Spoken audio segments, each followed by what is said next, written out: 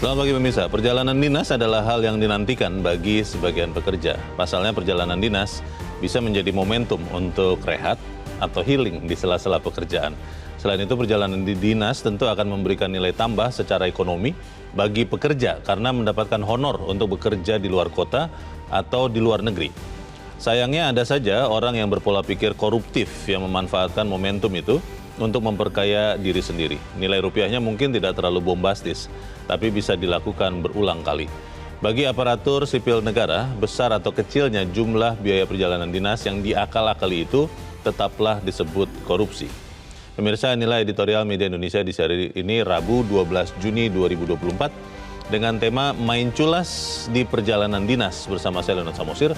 Dan Anda semua para pemirsa bisa juga ikut menyatakan pendapat Anda nanti dengan menelepon nomor telepon 021 583 99 100. Dan pemirsa, pagi ini telah hadir bersama saya anggota Dewan Redaksi Media Group Indra Maulana. Bung Indra, selamat pagi. Selamat pagi Bung Leo. Sehat-sehat? Alhamdulillah sehat. Menuju sini perjalanan dinas atau tidak? Perjalanan dinas dong, perjalanan dinas ya. Tapi tidak luar kota, tidak luar negeri. Tidak luar kota, tidak luar negeri, dan pertanggungjawaban jelas. Oh, pertanggungjawaban jelas. Ya. Oke, kita akan bicara soal perjalanan dinas yang mungkin juga ada masalah di situ ya. Betul. Tapi sebelumnya Bung Indra dan pemirsa, kita lihat dulu ada beberapa berita yang diperhatikan Media Indonesia untuk pagi ini. Yang pertama, ini juga menjadi polemik belakangan ini Bung Indra. Ini adalah headline Media Indonesia untuk hari ini pemirsa. Izin tambang minim keadilan. Ya. Sejauh ini yang saya dengar baru PBNU ya yang menerima tawaran ini dan sedang diproses untuk mengusahakan izin tambang. Tapi pertanyaannya adalah apakah memang benar itu artinya menjadi tidak adil atau seperti apa? Maksud berita ini apa nih Bung Indra? Ya, kalau melihat headline Indonesia hari ini sebenarnya ini kan menangkap potret apa yang disampaikan oleh anggota DPR RI dari fraksi PDI Perjuangan ya, Deddy Efrisitorus itu menggarisbawahi. Ini sebenarnya berangkat dari polemik. Ketika izin tambang untuk ormas keagamaan ini muncul kan terjadi polemik di masyarakat dan pemerintah memberikan argumen bahwa ini kan atas dasar kurang lebih ya unsur keadilan. Pengelolaan bisa juga dong ormas ketika itu badan usaha boleh juga. Jadi bukan ormas yang mengelola, itu narasi yang dikeluarkan. Narasi keadilan inilah yang ditangkap sebaliknya kemudian oleh anggota DPR dari fraksi PDI Perjuangan yang menyatakan kalau narasinya keadilan harusnya lebih mengutamakan keadilan masyarakat di sekitar tambang. Kalau berbicaranya narasi keadilannya hanya untuk elit saja, maka ini disebutlah minim keadilan. Itu yang digarisbawahi oleh anggota DPR yang kita potret dalam headline. Kalau bicara PBNU kan atau ormas keagamaan lain, artinya kan kita bicara juga umat ya. Betul. Mestinya kan itu sesuatu masyarakat yang baik ya, begitu ya. Jadi kan harusnya adil juga. Bagaimana tuh Bung Indra? Ya, kalau kemudian ini begini, jadi muncul semacam sorotan ini kan baru-baru ini ketika saya berbicara juga dengan beberapa ormas keagamaan yang lain, berdiskusi, berdialog untuk sebuah program, mengatakan ormas keagamaan ini jangan hanya soal dilihat keadilan bahwa itu bisa dikelola oleh ormas keagamaan, tapi ormas keagamaan ini sebenarnya visi misinya apa sih? Visi misinya apa? Visinya misalnya ada ormas tertentu, keagamaan tertentu yang visi misinya adalah ini pendidikan dan kesehatan. Jadi ketika Muhammadiyah itu maksudnya kan? Nah, salah satunya itulah ya. Salah satunya itu. Ada ormas keagamaan ini visi misinya. Nah, ketika ini sudah melebar, apakah salah? Ya mungkin tidak salah, tapi apakah tepat atau tidak tepat? Dan kalau kita lihat sampai sejauh ini kan yang ketika peraturan pemerintah itu keluar ya. Yang langsung aktif menyambut kan memang dari PBNU. Nah, ini kemudian menjadi pertanyaan-pertanyaan, walaupun juga kita tidak bicara salah benar, cuma pantas atau tidak pantas, tepat atau tidak tepat, kurang lebih seperti itu. Oke, kita ikuti nanti seperti apa. Harapan saya sih sebenarnya dengan ormas keagamaan langsung yang mengusahakan pertambangan, harusnya kerjanya jadi lebih benar ya. Betul. Karena kalau pemuka agama berbisnis harusnya tetap ingat dengan ajaran agamanya supaya tidak berbisnis dengan kotor. Kan konon katanya berbisnis suka kotor, apalagi bisnis tambang ini Bung Indra katanya saya tidak pernah berbisnis. Pernah ada istilah kalau dikelolanya dengan tidak benar justru haram sebenarnya. Itu pernah disampaikan, dikeluarkan juga begitu. Itu dia. Apa yang selama ini diajarkan harus dipakai sekarang. Kita ikuti nanti perkembangannya seperti apa. Kita beralih ke berita selanjutnya pemirsa. Ini berita foto nih Bung Indra. Mungkin semua orang Indonesia sangat bergembira tadi malam ya. Walaupun sorenya hujan deras, tapi berbondong-bondong datang ke Gelora Bung Karno dan Indonesia menang mengalahkan Filipina ya dalam kualifikasi Piala Dunia 2026 2-0. Ya. Artinya nih akan langsung masuk ke tahapan berikutnya atau seperti apa, Bung Indra? Ya, ini baru lolos dari kualifikasi kedua, tahap kedua atau babak kedua. Selanjutnya Indonesia lolos ke kualifikasi babak ketiga. Putaran ketiga ya? Nah, kualifikasi babak ketiga ini disebut-sebut sebagai kualifikasi yang menentukan bahwa negara tersebut akan lolos atau tidak dalam Piala Dunia 2026. Memang nanti di kualifikasi ketiga itu akan ada 3 grup yang masing-masing grup itu berisi 6 negara. Oke. 2 negara teratas ketika kualifikasi itu nanti nilainya teratas itu langsung lolos ke Piala Dunia 2020. Kalau tidak lolos dia akan masuk ke kualifikasi keempat, lalu kalau tidak lolos lagi masuk ke kualifikasi kelima. Tapi untuk urutan ketiga dan keempat. Jadi ya kita berharap dengan lolos ke kualifikasi babak ketiga ini, Indonesia sudah semakin dekat langkah kakinya menuju ke Piala Dunia 2026 dan ini bisa menjadi sejarah bagi Indonesia di persepak bolaan modern ya. Di persepak bolaan modern Indonesia lolos Piala ke Piala Dunia 2026. Karena kalau baca Wikipedia, Indonesia katanya pernah masuk ke Piala Dunia tahun 38. Tahun 38. Tapi Hindia Belanda ya? Masih Hindia Belanda waktu itu. Ini kan makanya disebut dalam konteks Indonesia atau sepak bola modern, Indonesia bisa masuk. Kita berharap seperti itulah. Kalau begitu ini artinya naturalisasi bagus ya untuk timnas Indonesia. Karena ini akhirnya berubah nih setelah ada pelatih asing, Sintayong. Kemudian pemain naturalisasi. Memang ini kan memantik perdebatannya antara naturalisasi atau sebaiknya tetap orang Indonesia. Bahkan ada plesetan disebut PSSI Persatuan Sepak Bola selain Indonesia. Kan ini ada plesetan yang kritis. Ini biasa di masyarakat kritis gitu ya. Jadi bukan orang Indonesia yang main misalnya gitu.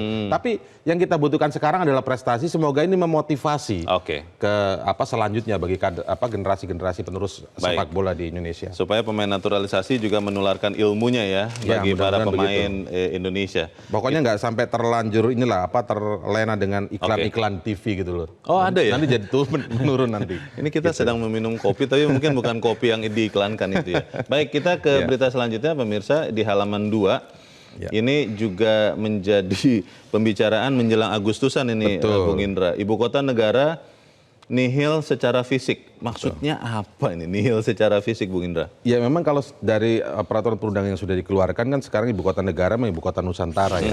Tapi kita juga tidak bisa menutup mata atau menafikan fakta bahwa bangunan fisik yang ada di ibu kota Nusantara itu ya masih bisa disebut sangat terbatas. Kalau disebut nggak ada sama sekali bangunan sudah ada. Tapi apakah itu sebuah ibu kota? Tentu tidak bisa disebut secara utuh seperti itu. Beberapa teman mengatakan belum jadi kota katanya. Jangankan ibu kota negara, kotanya saja belum jadi katanya begitu ya. Begitu. Jadi makanya memang apa yang diinginkan oleh Presiden Jokowi ya, mungkin ketika akhir-akhir ini kita sudah mulai melihat pernyataan bahwa upacara 17 Agustus akan dilakukan secara hybrid gitu ya.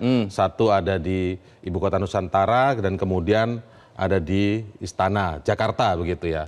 Nah inilah yang kemudian mulai melihat, sepertinya targetnya sudah mulai realistis nih, agak menurunkan target sebelum-sebelumnya kita lihat sangat antusias bahwa tahun depan waktu tahun lalu mengatakan tahun depan ini adalah upacara terakhir di ibu kota ini tahun 2023 waktu itu dan mengatakan akan ke IKN. Nah, sekarang ternyata hybrid. Kita nggak tahu nanti bulan ke depan ternyata seperti apa, apakah siap. Tapi kalau sekedar upacara mungkin bisa sekedar upacara begitu, Bung. Iya kan disebut-sebut untuk upacara 17 Agustus sekitar 5.000 orang akan ke sana dan kalau saya masih ingat berita itu makanya kemudian ASN ditunda berangkatnya karena tempat tinggal ASN itu mau dipakai dulu untuk upacara 17 Agustus. Itu kata Pak Azwar Anas. Jadi ya baguslah kalau kemudian kita semakin realistis kan nggak semuanya kemudian bisa tinggal di rumah menteri dan bisa tidurnya. Kalau kata Presiden Jokowi kan gitu ya. Tinggal di rumah menteri. Memang rumah menterinya sudah jadi ya? Rumah menteri sudah ada. Kan katanya Presiden Jokowi tinggal di situ. Masih menunggu air katanya. Air bersih kan masih ditunggu sama Pak Yang dikatakan kan tidur nyenyak kan, bukan mandinya enak. Kan ini tidur nyenyak aja yang dikatakan. Mungkin kan tidak semuanya bisa begitu kita coba realistis saja dan mungkin Presiden juga sudah realistis gitu. Kita berharap bahwa apa yang diprogramkan ini memang merupakan satu perjalanan bersama-sama ya. Jangan hanya perjalanan sebagian anak bangsa. Kita ke editorial pemirsa pada pagi ini diberi judul Main Culas di Perjalanan Dinas. Kalau saya melihat temuan ini Bung Indra, sebenarnya kan tidak heran ya. Dan ini mungkin sudah menjadi masalah klasik dari tahun ke tahun. Lalu tadi saya membacakan berita headline perjalanan fiktif kalau tidak salah di Kemendagri nilainya 2,4 juta rupiah. Saya tadi saya sempat berpikir saya salah baca. Jangan-jangan miliar nih. Gitu. Ya. Tapi 2,4 juta. Ya. Apakah itu boarding pass yang belum disetor atau seperti apa? Bagaimana nih Bung Indra? Tapi gini Bang Leo, saya justru teringat kutipan yang selalu disampaikan, bukan kutipan prinsip yang selalu disampaikan Bang Leo sendiri. Oh, oke. Apa itu? Yaitu jangan membenarkan yang biasa, tapi biasakan yang benar. Itu saya kutip juga dari orang lain juga loh. Oh gitu ya. Tapi saya dengarnya dari Bung Leo. Salah satu pemimpin bangsa kita. Iya. Jadi jangan membenarkan yang biasa, tapi biasakan yang benar. Dan apa yang terjadi soal penyimpangan perjalanan dinas memang bukan hal baru. Justru ini kita sedih. 26 tahun kita sudah reformasi Bung Leo, tapi amanah reformasi tentang pemerintahan yang dijalankan secara akuntabel, transparan, rupanya masih belum bisa jalan. Artinya ada mindset yang belum bisa diubah. Artinya ada revolusi mental yang gagal. Nah, dan kebiasaan-kebiasaan membenarkan inilah yang bahaya gitu. Dan kalau kita lihat bukan soal 2,4 juta rupiah saja, ada dua kementerian yang memang melakukan menurut BPK perjalanan fiktif gitu. Ada salah satunya adalah dari BRIN begitu. Dan memang bukan soal jumlahnya, tapi membiasakan yang seperti ini yang justru berbahaya karena perilaku koruptif ini bisa koruptif gitu. Ini kalau kemudian sering dibiasakan menjadi sangat menyedihkan karena apa? Di tengah ketika katanya pemerintah sedang membutuhkan dana besar untuk proyek-proyek yang publik kemudian tanda kutip suuzon dan dengan program-programnya ada misalnya tapera dan lain sebagainya, pajak yang dinaikkan dari berbagai sisi untuk ini dugaannya untuk proyek-proyek pemerintah. Tapi di satu sisi lain kebocoran itu dibiarkan gitu. Ini yang jadi ironis dan akhirnya tidak produktif.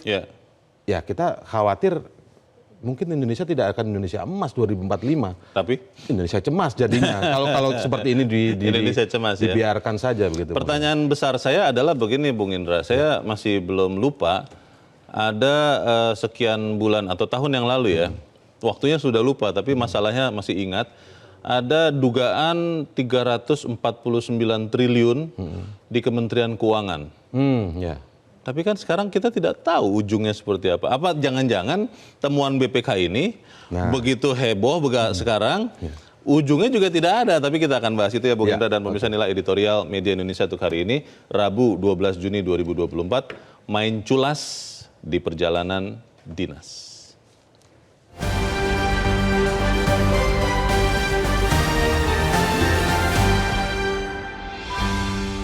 Main culas di perjalanan dinas.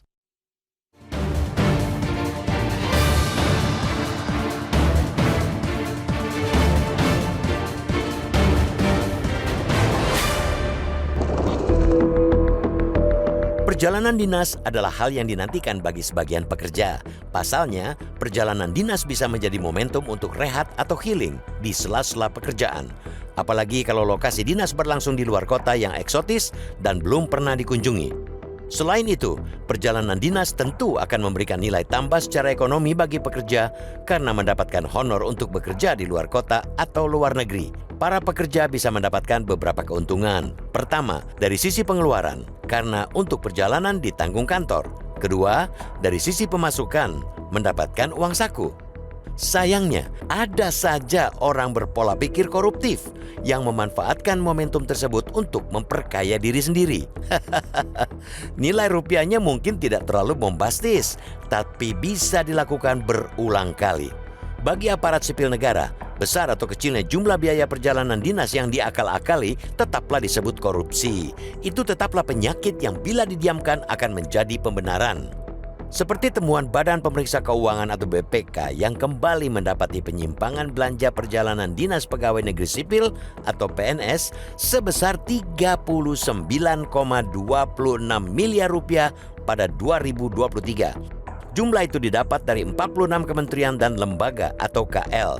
BPK juga secara gamblang mengategorisasikan temuan penyimpangan itu, mulai dari ketiadaan bukti pertanggungjawaban terjadi di 14 KL, senilai 14,7 miliar rupiah.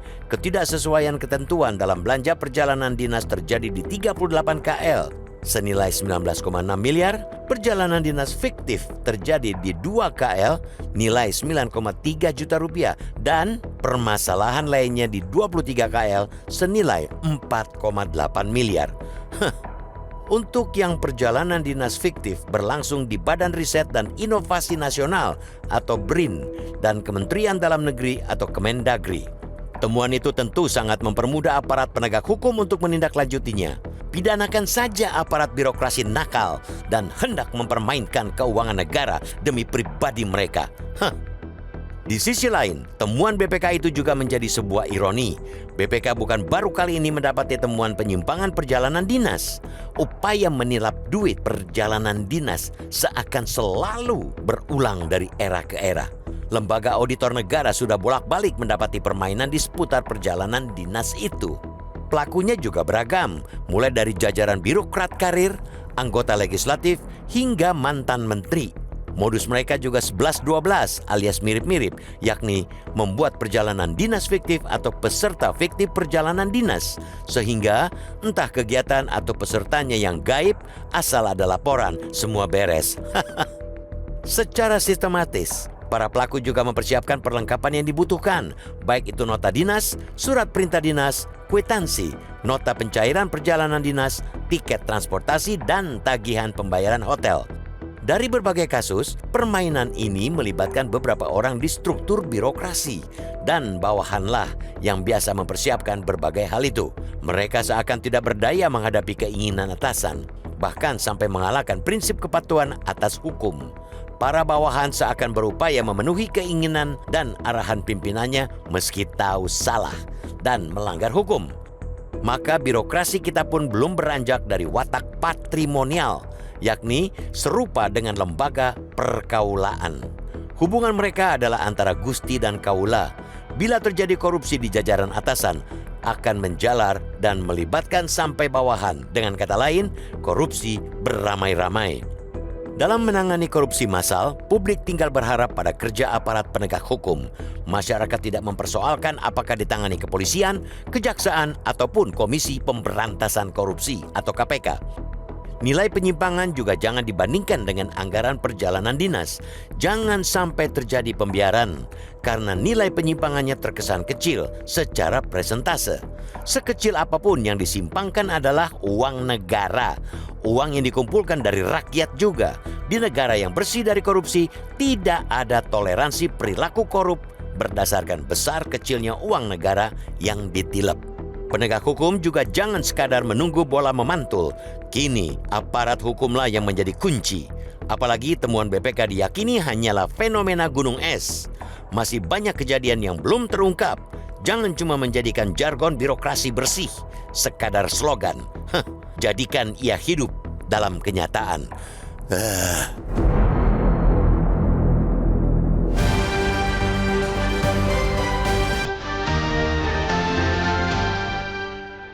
Di bagian berikut Anda bisa ikut menyatakan pendapat Anda terkait editorial pagi ini. Pemirsa, untuk saat ini tetaplah bersama kami.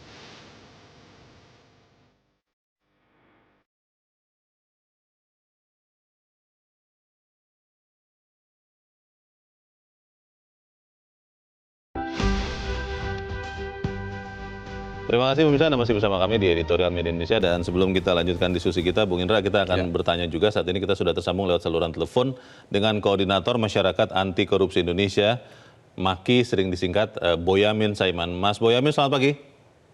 Pagi, Leonard dan Indra. Ya, Mas Boyamin, ada temuan BPK terakhir, katanya ada penyimpangan perjalanan dinas pegawai negeri sipil tahun 2023, nilainya 39 miliar lebih.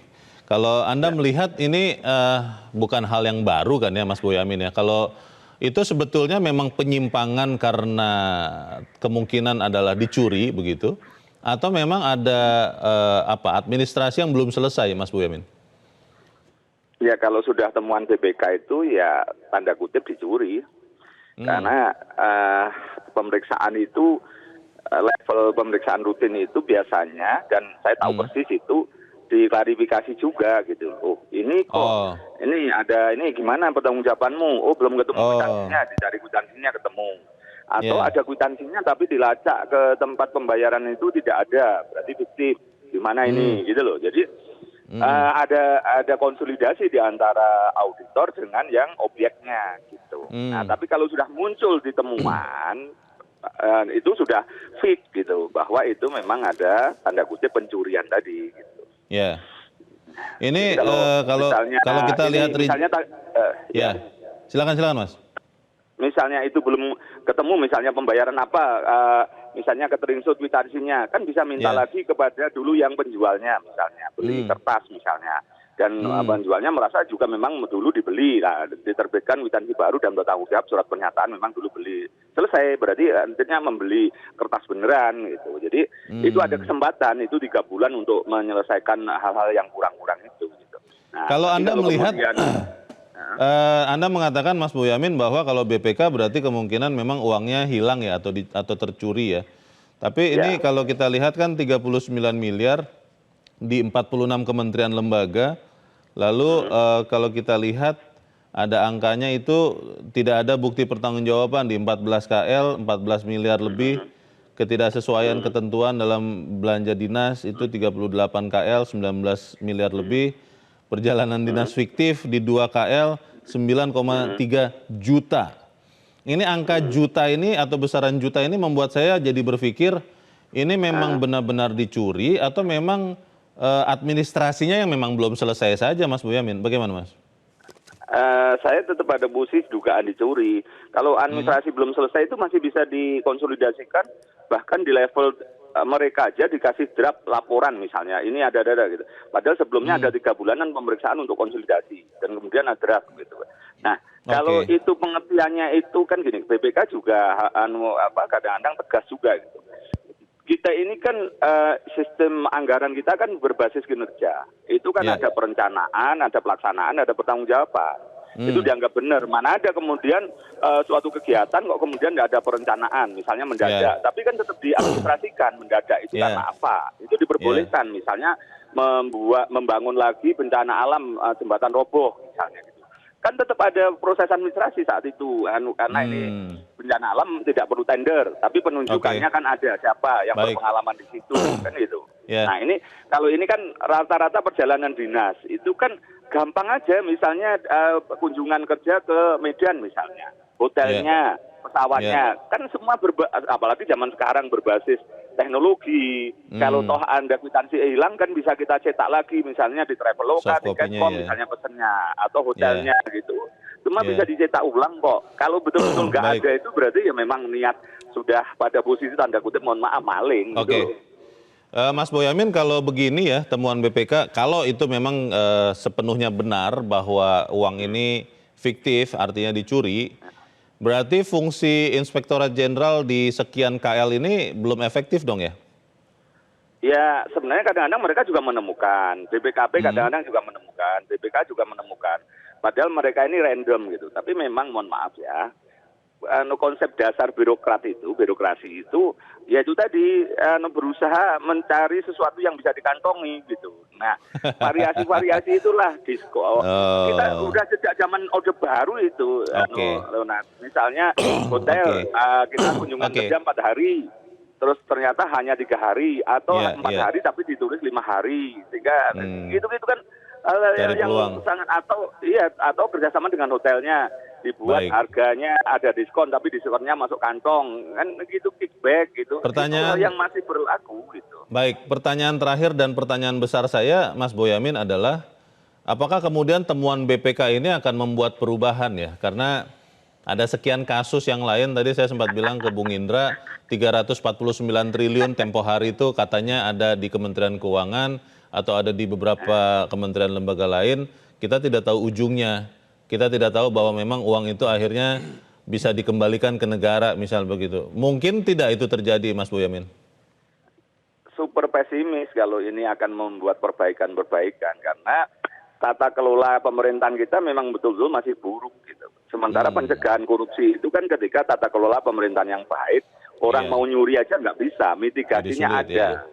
Ya masih sulit kalau pertanyaan itu, karena ini puncak gunung es juga loh, Leonard. Kalau saya mau mengatakan itu gitu, ini kan karena random aja sebenarnya BPK untuk menemukan itu, karena belum Yeah. satu-satu dicermati. Kalau dicermati bisa semuanya akan terindikasi sesuatu yang manipulatif minimal. Kalau tidak fiktif ya manipulatif gitu. Jadi Oke. ini yang justru saya itu kadang-kadang selalu komplain. Ini ketika tata kelola pemerintahan kita buruk ya banyak orang bisa maling.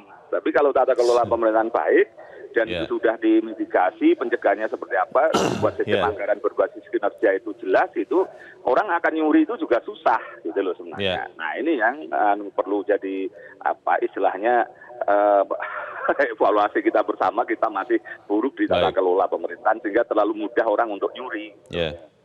Kita harapkan ada perbaikan ya setelah temuan BPK ini supaya Ya kemudian mudah-mudahan lah meskipun pesimis ini teman-teman. ya walaupun pesimis tapi masih ada sedikit harapan dan saya yakin harapan itu yang membuat kita tetap hidup. Terima kasih Koordinator Terima kasih, Masyarakat Nana, Anti Korupsi dan Indonesia Selamat Boyamin pagi. Saiman sudah mencerahkan kami. Selamat pagi Mas Boyamin. Bung Indra, pertanyaannya adalah kan setelah temuan ini, oke lah diverifikasi begitu ya. Siapa tahu tadi 9,3 juta itu ya karena ada boarding pass yang belum disetorkan begitu ya. Tapi kalau misalnya sudah terverifikasi bahwa memang seperti kata Mas Boyamin tadi, ini nih dicuri nih uang negara, apakah kemudian kita bisa menyelamatkan semaksimal mungkin? Apakah kemudian kita akan melihat ada follow up dari temuan BPK ini atau jangan-jangan seperti sekian kasus yang lain, heboh di awal, lenyap. Ujungnya kita tidak tahu. Ya lenyap dan kemudian media juga nggak follow up. Ini sebenarnya tugasnya media untuk terus memfollow up mengawal ini. Karena kita semua. sering katanya ada kasus baru yang lebih menarik begitu. Iming-iming ya. Bagaimana Bung? Makanya kita dari sisi ini media harus mengawal, kita menolak revisi undang-undang penyiaran yang kemudian membungkam itu semua, misalnya soal investigasi dan lain-lain. Tapi kembali ke pernyataan Bang Boyamin tadi menarik ya. Ini bukan soal 39,26 miliar yang dugaan penyimpangan perjalanan dinas saja. Jangan-jangan ini adalah puncak gunung es. Setiap perjalanan dinas yang fiktif tadi jangan-jangan membongkar sesuatu yang lebih besar. Itu hanya bagian dari sebuah dugaan tindakan pidana korupsi yang lebih besar. Kita tahu misalnya ada pejabat yang dengan jet pribadi kemana, Ada ya? dan kemudian ada yang kalau kita lihat dalam kasus yang pernah lalu misalnya kayak pembunuhan yang dilakukan oleh Verdi Sambo misalnya kan, itu kan ada perjalanan-perjalanan yang, ya kan dari situ. Jangan-jangan ini puncak gunung es, ada sesuatu yang lebih besar. Karena itulah penegak hukum harus proaktif, jemput bola. Apa yang disampaikan oleh BPK ini langsung di follow up. Kan begini tadi, ada misalnya ini hanya sekedar dugaannya mungkin hanya boarding pass. Dan sebenarnya BPK sudah detail Bang. Mungkin Bang Boyamin belum terlalu lengkap tadi menyampaikan. Sudah detail, jadi jenis-jenis penyimpangan dari 39,26 tadi sempat dibaca oleh Bang Leo juga. Tapi ada yang lebih spesifik. Jadi ada perjalanan dinas dalam negeri yang tidak bisa diyakini kebenarannya. Itu disampaikan BPK. Jenisnya kemudian ada perjalanan dinas yang tidak didukung bukti yang memadai. Jadi sudah dipilah-pilah ini. Jadi ada juga yang perjalanan dinas fiktif. Jadi itu memang fiktif sudah, Sama bukan sekali lagi tidak salah. Ya, jadi bukan lagi soal administrasi yang belum lengkap. Betul. Lalu ada travel charge karena kesalahan pegawai. Jadi karena human error, ada salah jadwal, begitu kurang lebih. Pihak travelnya itu men-charge yang lebih besar. Jadi ada kesalahan-kesalahan itu. Semacam penalti begitu. Dan yang perlu diingat juga, penting juga sebenarnya, BPK nggak cukup sampai di sini, harus menelisik lebih dalam, terutama ke travel agency. Kalau sebuah kementerian atau sebuah lembaga langganannya sama travel itu aja, ini harus patut juga ada kickback nggak? Sering terjadi. Bisa saja seperti itu. Kenapa- Karena langganan kenapa dan dia sudah biasa, terus-terusan? terus-terusan seperti itu. Harus lebih dalam. Kalau menurut saya ini baru layar-layar atas nih. Belum layar-layar yang lebih dalam. Yeah. Kenapa travel agensinya selalu itu? Oke. Pertanyaan besar berikutnya adalah kan ini sesama lembaga negara ya. Kementerian lembaga yang ditemui oleh BPK ada penyimpangan biaya perjalanan dinas. Betul. Di dalam editorial di bagian akhir dikatakan penegak hukum harus menyikapi. Betul. Bung Indra juga mengatakan penegak hukum itu kan juga bagian dari kementerian lembaga. Apakah kemudian saya dengan nyaman memeriksa kemudian menjatuhi hukuman Bung Indra karena kita sesama ada semangat korsa itu? Tapi kita harus jeda dahulu Bung Indra dan pemirsa tetap bersama kami. Editorial Media Indonesia segera kembali.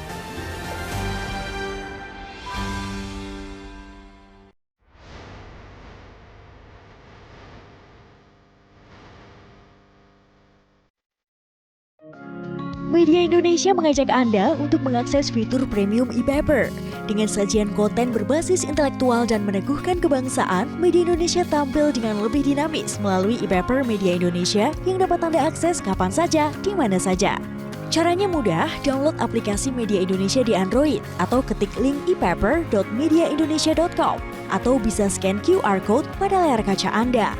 Klik tab e-paper di bagian samping layar tablet Anda, daftarkan data diri, serta pilih paket berlangganan e-paper Media Indonesia sesuai dengan kebutuhan Anda.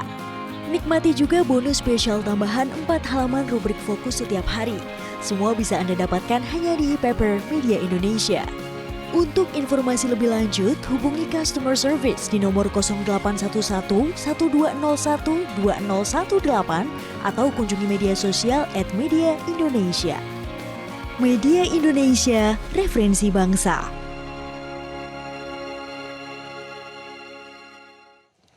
Terima kasih pemirsa, Anda masih bersama kami di Editorial Media Indonesia, dan sebelum kita lanjutkan diskusi kita, Bung Indra, kita mau bertanya juga, maksud saya mendengarkan pendapat dari para pemirsa Metro TV. Saat ini kita sudah terhubung dengan pemirsa Metro TV di Palembang, Sumatera Selatan. Ini kelihatannya kembaran Bung Indra juga. Bung Indra. Namanya Indra juga. Ada Pak Indra dari Palembang. Pak Indra, selamat pagi. Pak Indra di Palembang, selamat pagi. Selamat pagi, Metro pagi. Selamat pagi. Ya, Pak Indra, bagaimana Pak? Ini diduga ada fiktif atau ada penyimpangan di perjalanan dinas pegawai negeri sipil. Menurut Anda, ini sesuatu yang bisa ditekan atau seperti apa, Pak Indra? Iya, ini sebenarnya sudah jadi makanan rutin ASN, terutama itu. Iya. Iya, Pak. Ya, langsung Pak. Langsung Pak, pendapat Anda silakan. Apa, Pak, ya? Oke, Pak. Ini memang sudah menjadi kebiasaan ini untuk ASN, Pak. Karena ini sudah jadi makanan mereka, apalagi mereka yang sudah SK-nya sekolah di bank ini. Sekolahnya di bank dan istri 2. Itu rata-rata fiktif semua itu, Pak. Jadi fiktif ini sudah menjadi kebiasaan, menjadi kebiasaan yang tidak baik yang terus dilanjutkan. Nah, ini berkolaborasi jiwa korsa yang saling menguntungkan karena terbentuknya suatu koruptif itu. Oh. Jadi Pak Indra, ya. Oke. Pak Indra, Anda PNS bukan, Pak? Alhamdulillah saya Bagaimana, Pak? wira swasta kita, Pak, pengusaha. Wira swasta. Suka berhubungan bisnis dengan PNS tidak, Pak? Waduh, udah jadi kebiasaan, Pak. Kalau tidak ada uang tidak berjalan itu, Pak. Waduh. Makanya Indonesia sangat miskin, walaupun kaya alamnya, tapi koruptifnya udah jadi habit dan kebiasaan dari pegawai kecil sampai pegawai besar. Tapi pasti masih ada PNS yang bagus kan, Pak Indra, yang masih bekerja dengan benar, tidak selalu meminta uang begitu, masih ada dong, Pak Indra? Wah, kalau untuk Indonesia itu 1001, Pak. Apalagi yang pegawai negerinya udah banyak SK-nya sekolah di bank, udah banyak istrinya 2. Itu rata-rata yang istri 2 dan SK-nya di bank. Itu menjadi habit. Kalau ada perjalanan dinas, itu menjadi fiktif, bukan enak kalau dilakukan. Ini Pak Indra, pertanyaan terakhir saya, Pak Indra, Anda yakin tidak bahwa perjalanan dinas yang diselewengkan ini bisa ditekan, Pak? Bisa, sangat bisa ditekan, Pak. Jika penegak hukumnya benar-benar melakukan untuk target, jika tidak dalam 1 minggu dikembalikan uang, hukuman pemecatan harus dilakukan. Oh, dibuat target ya? Iya, targetnya seperti itu, Pak. Kalau tidak menjadi kebiasaan yang buruk ini, Pak. Baik. Oke, kita harap penegak hukum menindaklanjuti temuan BPK ini. Terima kasih Pak Indra dari Palembang, Sumatera Selatan untuk pendapat Anda. Selamat pagi, Pak. Di belakang Pak Indra ada Pak Sukiwi di Medan, Sumatera Utara. Pak Sukiwi, selamat pagi. Ya, selamat pagi Bung Leo, selamat pagi Bung Indra, selamat pagi. Indonesia. Silakan Pak Sukiwi, pendapat Anda, Pak. Kalau culas tadi saya lihat di kamus itu culas berarti licik ya. Ini ya kelicikan dalam memainkan dana atau anggaran dengan perjalanan dinas supaya bisa masuk kantong. Kalau saya lihat ini udah menjadi budaya, Pak. Ya, Bung Leo, udah menjadi budaya. Ya, budaya dari zaman dulu sampai sekarang. Kalau kita mau tahu itu semua lembaga itu sudah ada perjalanan dinasnya. Mau yang di penegak hukumnya, mau yang di DPR-nya, semua lah. Dan mau yang di eksekutifnya, ya termasuk juga perjalanan dinas presiden juga ada, perjalanan dinas wakil presiden juga ada. Ya semua sudah ada perjalanan dinas. Nah, ini kembali lagi tergantung manusianya. Tapi menurut saya itu sulit diberantas. Karena ini dari atasnya pun mungkin bawahannya ini sudah tahu permainan atasannya. Atasannya juga bermain juga ini. Masalah perjalanan dinas untuk masuk uang masuk kantong. Mereka sudah punya kerjasama dengan pengusaha-pengusaha ya travel lah atau yang lain. Mereka udah kerjasama. Kalau memang mau dibuka, buka semua. Atau perjalanan dinas itu dihapus saja supaya nggak terjadi koruptif. Kalau nggak dihapus, ya inilah memang untuk kesempatan celah-celah ya untuk masuk masuk kantong, kemudian dapat jalan-jalan lagi. Pada saat pandemi COVID kan Pak Sukiwi, kita masih ingat perjalanan dinas hampir tidak ada Pak, karena waktu itu kan semua orang tidak boleh bergerak. Nah, tapi kemudian kan dalihnya adalah ketika kita hanya pakai telekonferensi untuk melihat situasi sangat terbatas Pak. Bisa jadi nanti dibikin bagus-bagus saja ketika telekonferensi, akhirnya harus secara fisik datang. Bagaimana Pak Sukiwi? Ya kita pengalaman kita lihat ya datang pun untuk melihat fisik, ya pulang hanya buat laporan. Yang penting laporannya asal Bapak senang. Formalitas juga ya. Hasil-hasilnya kita lihatlah DPR kita kunjungan ke luar negeri. Kunjungan anggota DPR RI kunjungan ke luar negeri, hasilnya pulang ke Indonesia, jalan kita juga pengawasan dia hanya untuk dapat jalan-jalan, dapat dolar masuk kantong, udah selesai. Yang penting buat laporan. Itu bohong semua lah. Kalau memang mau tegak, hapuskan semua perjalanan dinas, baru bisa. Kalau enggak ya tetap gitu aja. Terima kasih. Terima kasih Pak Sukiwi di Medan, Sumatera Utara. Selamat pagi Pak. Hapuskan perjalanan dinas katanya begitu. Tapi kita masih ada seorang lagi pemirsa Metro TV, kali ini dari Temanggung, Jawa Tengah, Pak Sukarwan. Pak Sukarwan, selamat pagi. Pagi Bang Leo, pagi Metro TV. Selamat pagi Pak Sukarwan. Bagaimana Pak perjalanan dinas nih? Pak Sukarwan kalau tidak salah pernah juga perjalanan dinas ya? Atau tidak Pak? Bagaimana Pak? Sering dulu pada waktu masih dinas di BUMN, Bang BUMN. Gini Bang, sering kalau perjalanan dinas dihapus saya tidak setuju. Kalau perjalanan dinas itu kan ada rekeningnya, harus di breakdown. Di breakdown misalnya 1 tahun berapa juta, berapa lah pokoknya. Nah nanti untuk pengawasan. Nah kalau sampai terjadi perjalanan dinas fiktif, itu pasti antara bawahan dan atasan tidak terjadi pengawasan melekat yang baik. Pasti kong kali kong, pasti kong kali kong. Kong kali kong ya. Iya, kong kali kong. Nah, sekarang ini yang pertama, yang kedua. Saya tuh prihatin loh, kalau kemarin Bang Leo bilang selama pandemi nggak ada perjalanan dinas. Ya, ini korupsi kok seperti sudah COVID, sudah pandemi, sudah masif semua. Apapun kalau masih bisa dikorupsi. Iya. Sampai dulu ketika saya masih dinas, pada waktu itu kalau nggak salah Menteri Agamanya Pak Surya Dharma Ali, nyetak Al-Quran saja dikorupsi. Iya sih, kitab suci saja dikorupsi ya. Iya.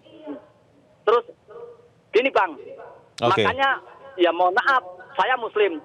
Serajin ibadah apapun kalau tidak mengenyam penataran P4. 36 butir Pancasila itu jangan dianggap sepele loh. Sekarang orang sudah tidak mengecampingkan Pancasila. Orang kalau sudah ditatar P4 mengenyam 36 butir Pancasila, tidak melakukan perbuatan yang merugikan orang lain, merugikan malu, punya budaya malu mau melakukan itu.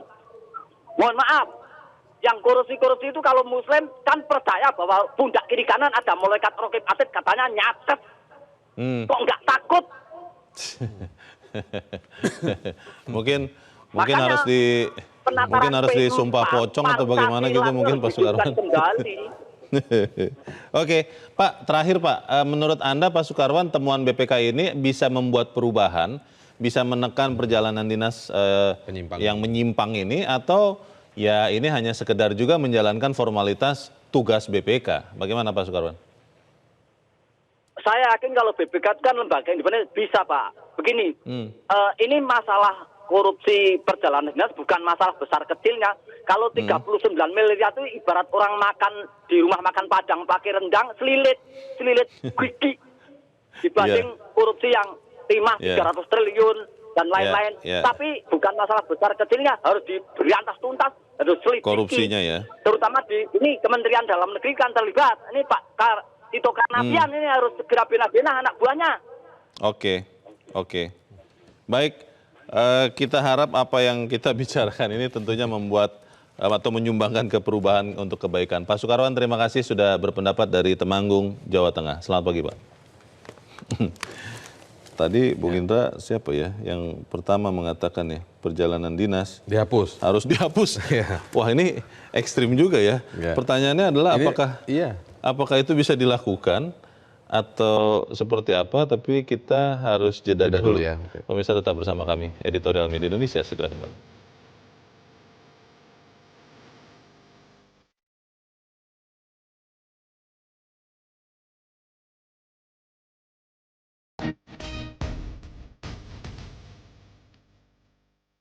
Terima kasih Anda masih bersama kami dan kita ada di bagian akhir dari diskusi kita pagi ini, pemirsa. Bung Indra, tadi ada pemirsa yang kelihatannya sudah mungkin juga jengkel begitu ya, dan akhirnya secara ekstrim mengatakan Pak Soekarwan kalau tidak salah. Perjalanan dinas dihapus saja katanya. Pak Indra ya mungkin ya. Oh, Pak Indra ya, iya. Ya itu artinya sebuah trust dari masyarakat yang sudah hilang ya kepada hal-hal yang seperti ini. Bahkan tadi sempat ekstrim mengatakan ada nggak yang baik? Itu 1001 lah.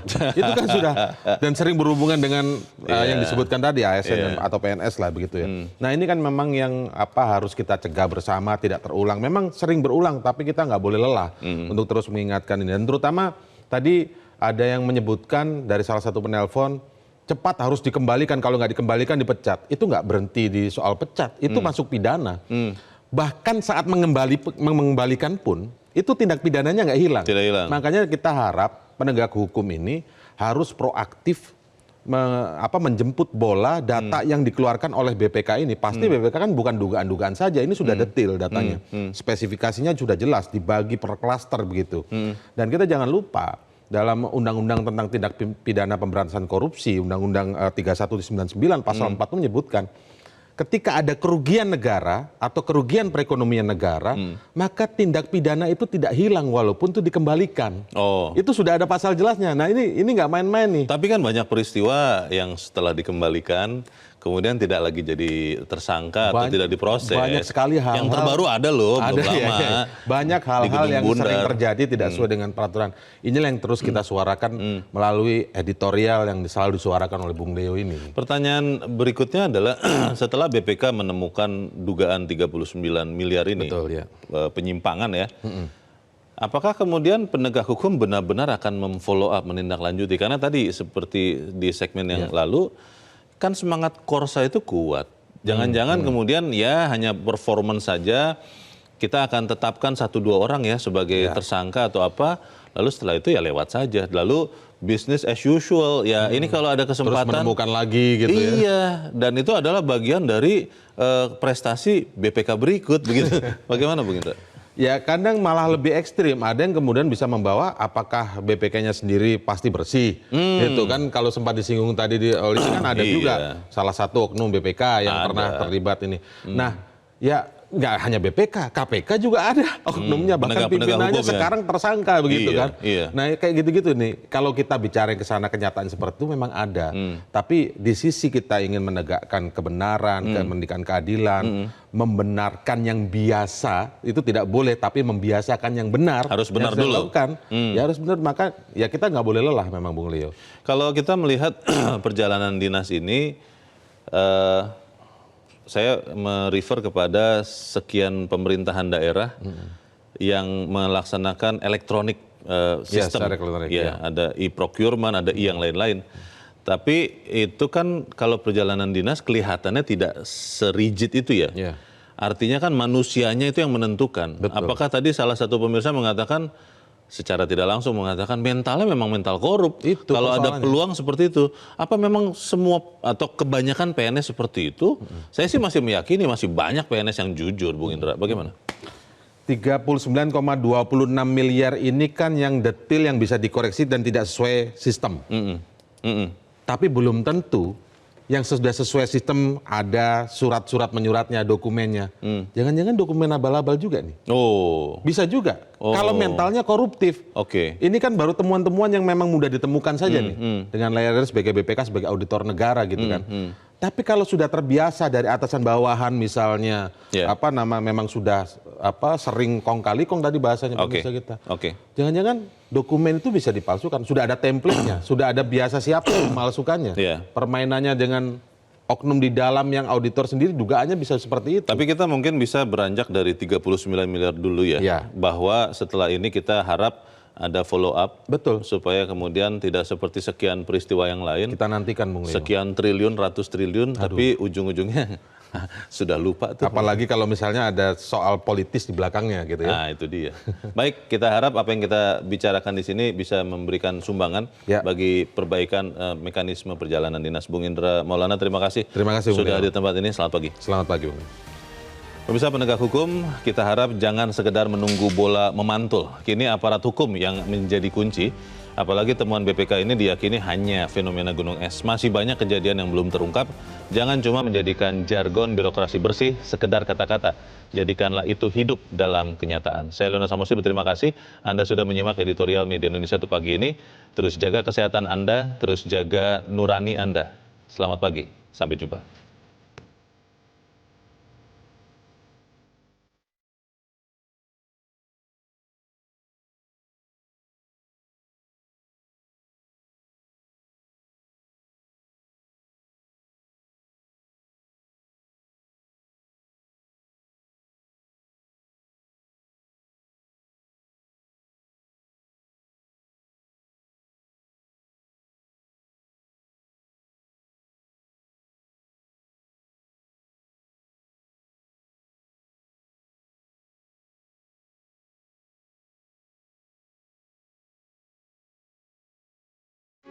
Metro TV.